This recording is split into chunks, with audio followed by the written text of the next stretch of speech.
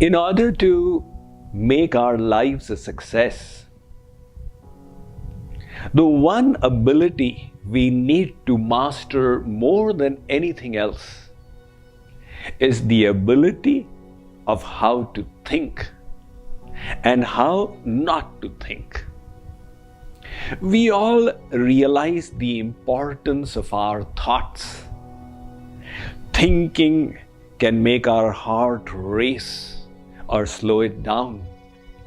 Thinking can make the BP shoot up or sink down. Thinking can change the chemical composition in our blood. Thinking can make us happy or sad, successful or failures. So we do need to focus on learning this art of thinking.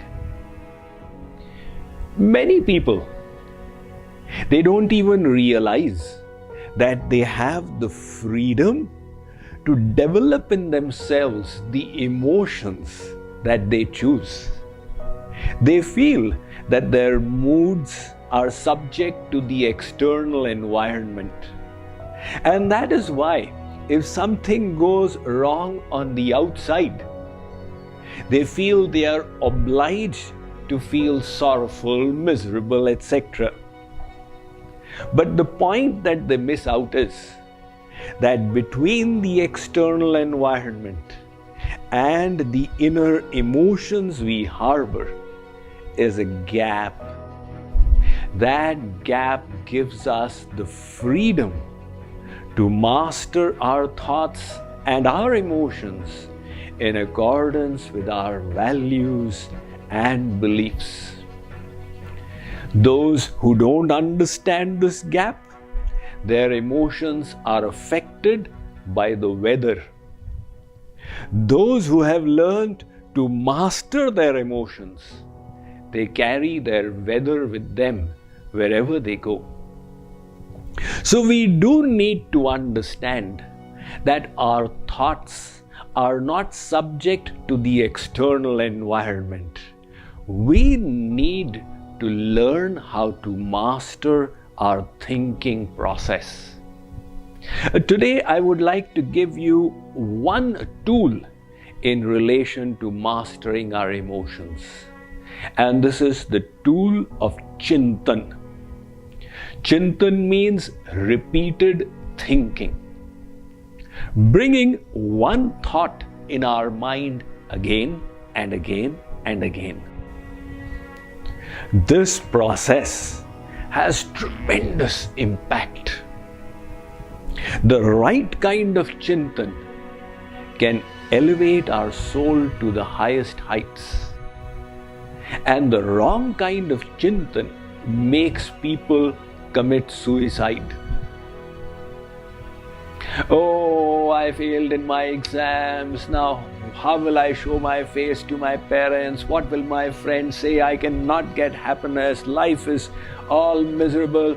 That repetition of thoughts makes the person go to the point of committing suicide. And if the same thought process could be diverted in a positive, beneficial manner, it would have such a tremendous impact. Let me illustrate that with the help of a story. There was one man who listened to divine wisdom through the lectures and talks, and he got inspired. Yes, I need to change my life through the life transformation program of J.K. Yog, and I must also get up in the morning to do sadhana. So at night, 10:30, when he was about to sleep, he set his alarm for 4:30 in the morning.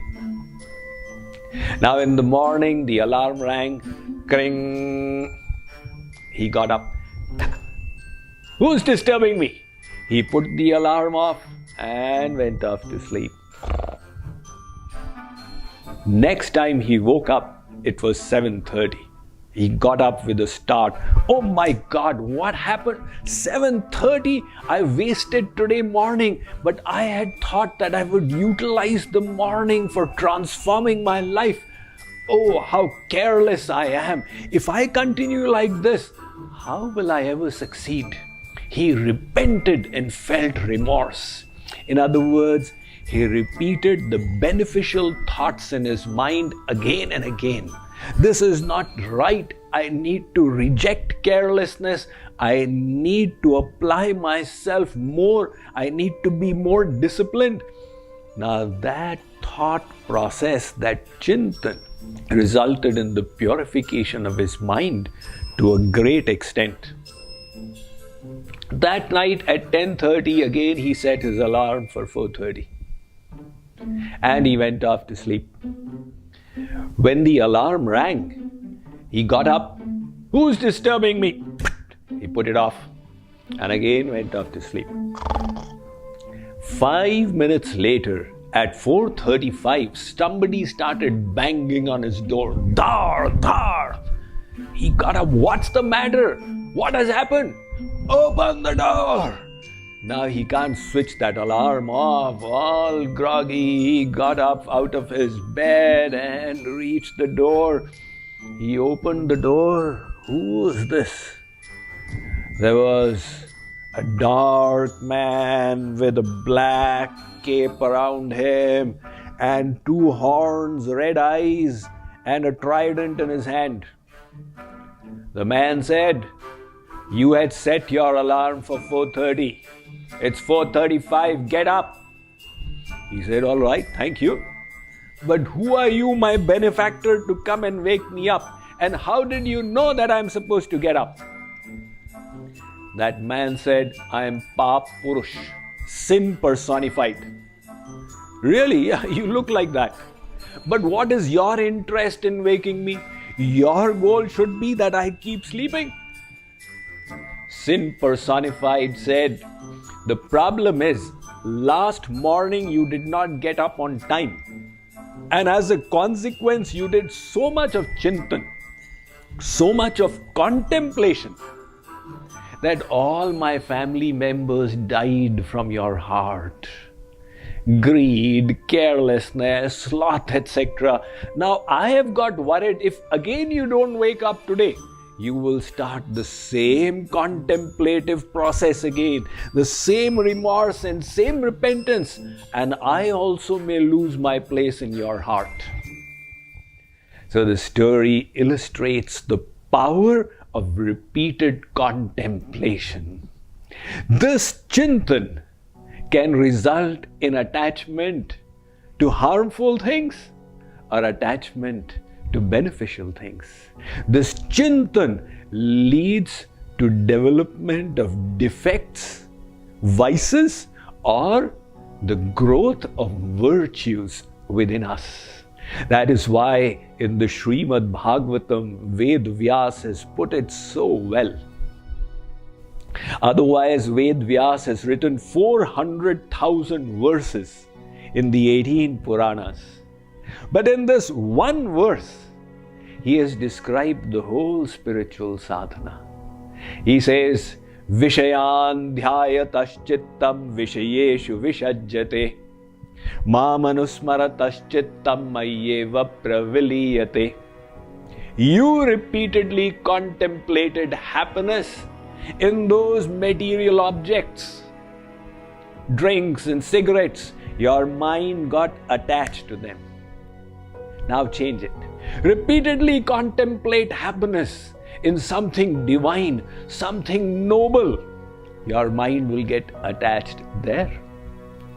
That is why today's science, neurology, has developed a branch called neuroplasticity. What is neuroplasticity? They have discovered that every time we engage in a physical act or a mental act of thinking, the neurons in the brain get fired. And when those neurons are repeatedly fired in a particular manner, a neural pathway develops, leading to that thought coming more easily again and again. If you repeatedly thought that happiness is in ice creams and you contemplate over it again and again, the consequence will be that the ice cream will come to your mind and start pinching you. And if you think happiness is in being a noble person, a virtuous person, happiness is in conforming to the will of God, then those thoughts will arise in us again and again. Just like we create physical habits. When we repeat an action, the habit gets created. In other words, that structure of neural firings gets stored as a program in the brain, so it becomes easier again. Similarly, our repetition of thoughts creates mental habits. Those mental habits can be detrimental, they can pull us down, or they can lift us up. So realizing the importance of chintan or contemplation, we can dedicate a portion of our day to utilizing and harnessing its potential for our own well-being. Take a gem of knowledge from the scriptures and contemplate over it again and again and again. Even one gem. Anger is a bad thing. I must never become angry. It will be hurtful and harmful. If you contemplate over this again and again, do some mental practice. This situation, I am not going to become angry. You will find that your behavior, your interpersonal relationships, everything will be transformed. Like this, there are so many gems of knowledge we receive from the scriptures and the Guru. Why don't we benefit from them? Lack of contemplation. So, the way forward then is to pick one piece of wisdom and contemplate over it, just like the cows graze the grass. They graze grass for a couple of hours, then they sit down, they take the grass out of one stomach, chew it, put it in the second stomach, pull it out, chew it, put it in the third stomach.